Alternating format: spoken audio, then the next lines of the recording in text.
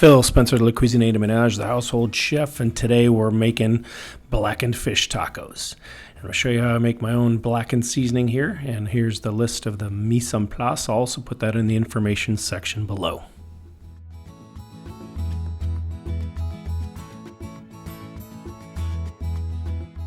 I'll be using some cod that I picked up at my local market in the seafood section. This is 1 pound piece, and it'll make about 6 tacos when it's all said and done. I'm cutting them into nice fillets that we'll go ahead and cook and blacken, and then break them into pieces to make the tacos.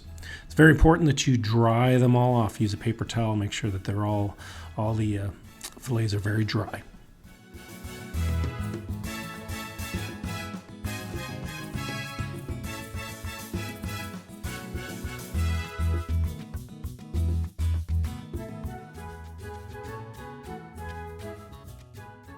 I've heated up my cast iron skillet with just enough olive oil to cover the bottom, heating it up on about a level 6, and then you season the fillets and lay them away from you so you don't get any splatter.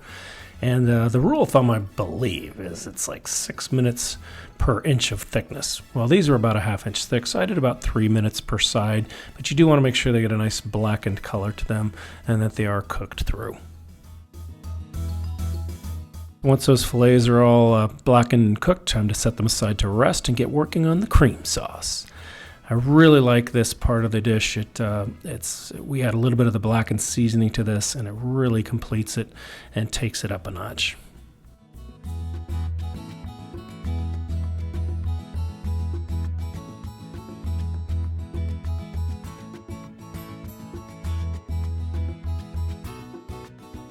Just prior to serving, it's time to prep those tortillas. I'm using flour tortillas, and I'll show you 2 ways. One is if you have a gas stove, how to nicely toast them over the gas flame. Or the other, you can use a cast iron skillet. Just put it on a medium to high heat until they get a nice toast on them on each side.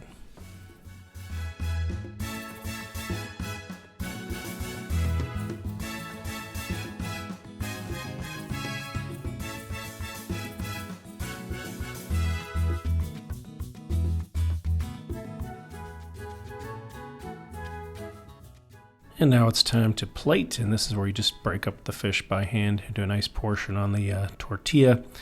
And what I used here was a cabbage slaw mixture because I liked the way it had red cabbage, green cabbage, and some carrot in it.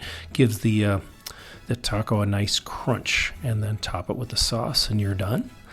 Thanks so much for watching. I hope you enjoy this, and we'll see you next time.